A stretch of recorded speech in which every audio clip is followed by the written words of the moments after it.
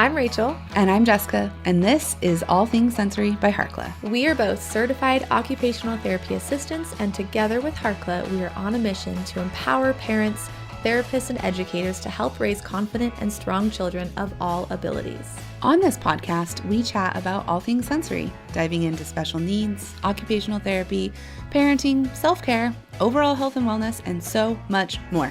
We are here to provide raw, honest, and fun strategies, ideas, and information for parents, therapists, and educators, as well as other professionals to implement into daily life. Thank you so much for joining us. Hey there, welcome back to All Things Sensory by Harkla. We are so happy to have you today. This is like our real first podcast on video. So if you don't know, if you've never seen me in real life before, I'm Rachel. And I'm Jessica.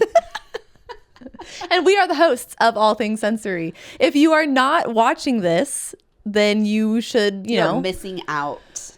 You should take a quick break, watch it, come hang out with us, or just continue to listen because the content is going to be exactly the same. Yeah, it's going to be super helpful. Mm-hmm. What are we talking about today? Today we have a question to answer. It's a really great question, and it is a question about what are we doing after we've completed a reflex integration program. Yes. Yeah. Is there an endpoint? What does that look like? I told you it's a really great question. It is a really great question. So instead of this being really like an informational episode, it's definitely more of like a conversational, well, hopefully it's still informational. Yes, but helpful. We're not giving like strategies for X, Y, and Z. Sure. It's like, okay, we've completed let's just jump in. Okay. We've completed our, let's say, 60-day reflex integration program. We've integrated 2 reflexes that were really impacting function. That's a huge success. It is. Yes. So the child, we're going to have a child who was doing this, and the child was really struggling in certain areas, and now they are able to go to school, they're able to focus, they're able to copy from the board. Maybe it was their ATNR and maybe their STNR. We'll stick with those two today. Okay. So they've integrated their ATNR and STNR. They're seeing functional benefits in daily life. The integration program was a success. Mm-hmm. So the exercises that they were doing for the integration plan, do they keep doing the exercises? Do we create some sort of maintenance plan? Mm-hmm. Which is my thought. Mm-hmm. If they were working with a therapist in the clinic or privately who put them on this program to integrate the reflexes, does that therapist now create a maintenance program for them? I think that would be great because my example of reflex integration over the lifespan is always like drinking a cup of coffee in the morning or working out. It's just like your sensory diet. Exactly. If you stop doing it, you could potentially regress. Not always. No. And in the sense of reflex integration, but I feel like to see and to continue having maximum benefits and keeping the brain strong and flexible, a maintenance plan for me would be like wake up in the morning, do a couple of reps of the exercises, continuing about your day. Sure. And maybe it doesn't have to be every day anymore like it used to be. Mm-hmm. It's more of like a workout maintenance program, right? Yeah. You go and you work out a couple times a week, but you're not necessarily going hard every single day like you did in the beginning. Mm-hmm. Yeah. That's personally how I include reflex integration in my life is when I'm working out, I will add some of the exercises at the end of my workout, kind of like a cool down. And I still feel a lot better when I do that. Yeah. I know. I'm thinking that if it's the ATNR and the STNR, the exercises that the child completed were the lizard and the cat-cow. Mm-hmm. So the family can then incorporate those 2 exercises into the weekly routine, once a day, every other day, as part of the sensory diet routine, along with the other activities that they're already doing for their sensory diets or for other reflexes if they want to work on other ones as well. Yeah. So if they had more than the ATNR and the STNR unintegrated, then we would want to move on to those next exercises to integrate the next reflex.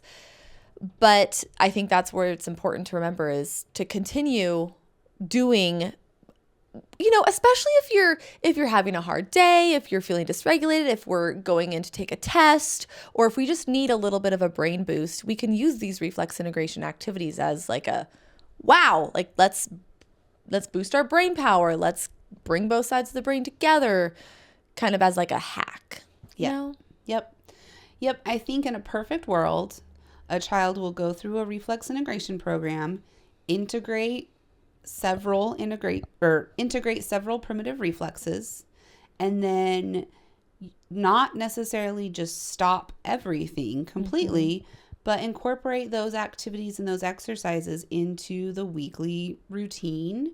Like you said, bust them out when they need to, but making sure that we're not forgetting that these exercises are beneficial even once the reflexes are integrated. Yes. These exercises are still creating that mind-body connection, firing across both sides of the brain when we're using both sides of the body, getting a lot of vestibular and proprioceptive input with the different movements. So there's no harm. I think that's the big takeaway here. There's no harm in continuing with those exercises on a daily or weekly basis. Let's say in an example of a situation, we integrate the reflexes where we've, maybe a 7-year-old has integrated all of the reflexes, woo, doing great. And then a traumatic experience happens for the child or Maybe the family. they're in a car accident. Maybe they're in a car accident, yeah. And they're going about their day, they're safe, everything's fine, but the caregivers are starting to notice some of those reflex tendencies start to come back. Maybe they're struggling with their left and their right. They don't know which hand to grab their pencil with. Maybe they're really struggling with organizational skills. Maybe they're stuck in fight or flight. Maybe they're having these big reactions, these emotional challenges. So let's say, God forbid something happens and those reflexes come back. In any situation, I think in this case, we would want to start over with the reflex integration program. Absolutely. And, whether or not you are going to do this with a therapist or whether you are going to do this at home on your own, I always say under the guidance of a therapist is best, especially, if there was a traumatic experience like a car crash, talking with someone about that and working with someone about that. But having the tools in your back pocket to say, oh my gosh, I recognize that my child is in fight or flight. Let's start working on these Moro exercises. Let's start getting their brain to have these higher connections and get back to functioning at their best. Yeah, absolutely. And I mean, that's going to happen. The potential for that is going to happen all throughout a child's life and an adult's life. Yeah. Things happen, whether it's a big traumatic event like a car accident or something that doesn't seem as big, like the death of a pet. Yes, it's big. I'm not trying to downplay that, but like from a physical trauma standpoint, like the death of a pet can be emotionally and mentally traumatic. Yeah. And that can potentially cause some of these reflexes to start to like come back to try to protect the body. And so just having these tools, these exercises, these activities that target primitive reflexes, having them in the back of your pocket to pull out when you need them is huge. Yeah, definitely. Just like you said. So I think the takeaway here is that 1, go through the primitive reflex integration program, focus on integrating those reflexes, incorporating those exercises into the daily routine for a minimum of 30 days. Usually it takes longer because life isn't perfect. And then once you start to see the functional benefits, the improvements, whether it's with just the exercises, but ideally you'll see improvements in everyday life, then just continue, taper down slowly, but don't take the exercises and activities away completely. I think just take the intensity down a little bit. Instead of doing them 2 to 3 times per day, try just 2 times per day, then taper down to 1 time per day.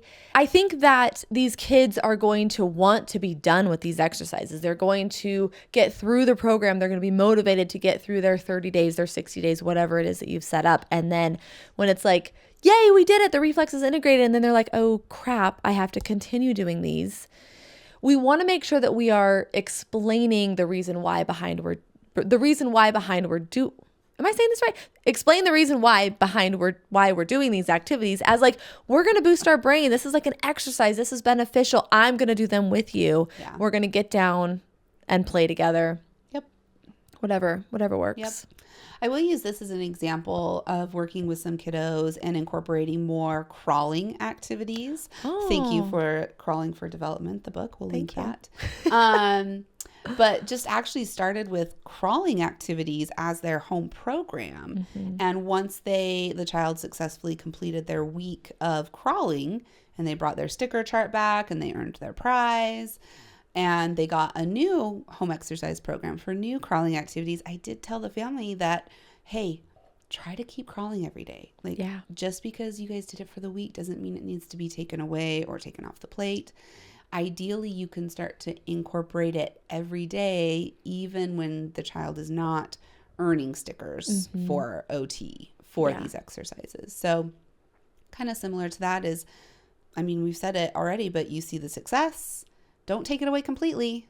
It's like if you stop working out because you're flexing your muscles and you're like, oh my gosh, look at the muscles that look at the definition. Wow. Right? Yeah. You keep going. You don't just take them away because you will regress. Again, primitive reflexes, once they're integrated, they're not necessarily going to come back unless there's a traumatic event, but just continuing with them has so many positive benefits. And that's what I've heard from the research for adults who are doing these activities, for adults who have retained primitive reflexes. They feel their best and they function their best when they do continue the exercises on a daily basis. Like, oh, I wake up, I drink my coffee. Like I said, when I'm working out, I will add a different exercise in while I'm working out. And I think it makes a huge difference. I feel so much more organized. When I'm putting the kids' jammies on, like we're crawling around the room from one place to another. Like it's just little changes that you can do to really benefit your brain in so many ways. Yep. So all of that to say, yes, there is an endpoint in a primitive reflex program. However, we want kind of a maintenance plan afterwards to continue to incorporate those exercises because of the huge benefits. Exactly. So, if you are listening to this and you are looking for a reflex integration program, if you are trying to implement and learn about primitive reflexes, we have a course that teaches you how to test for reflexes, how to screen for them, and how to integrate them, as well as how to integrate them into functional play-based activities. It is AOTA approved, which means occupational therapists and assistants do get those continuing education units. Woohoo. And we do include a huge, massive workbook that is full of pictures, demonstrations, activities, information. It is like the Bible of primitive reflexes. It's the Primitive Reflex Bible. Seriously, it's because, and we put it together because this was what was missing from the industry. Yes. You know, there was no guide put together, so we had to make it. We might need to create like a follow-up course that is the maintenance. Oh, reflex integration maintenance program. I want to hear some more success stories of people who have completed the reflex integration program, and I want to hear how it has benefited your life. So we do have the comment forum in the course, and people do comment in the forum talking about the benefits they've seen. There's actually a couple of adults in the course who have commented about the improvements they've seen in themselves. It's amazing. So it's there. You can get it. We'll link it. Yep. Yeah. I think this was our first podcast on video. We did it. Thank you for hanging out with us. We hope you loved it. And we will plan on seeing you now next Wednesday. Yeah, seeing, not just talking. I know. Okay, bye. Thank you so much for listening to All Things Sensory by Harkla. If you want more information on anything mentioned in the show, head over to harkla.co/sensory. Harkla.com/podcast to get the show notes. If you have any follow-up questions, the best place to ask those is in the comments on the show notes or message us on our Instagram account, which is at Harkla_family or at All Things Sensory Podcast. If you just search Harkla, you'll find us there. Like we mentioned before, our podcast listeners get 10% off their first order at Harkla. Whether it's for one of our digital courses or one of our sensory swings, the discount code SENSORY will get you 10% off. That's SENSORY. Head to harkla.co/sensory to use that discount code right now. We are so excited to work together to help create confident kids all over the world. While we make every effort to share correct information, we're still learning. We will double check all of our facts, but realize that medicine is a constantly changing science and art.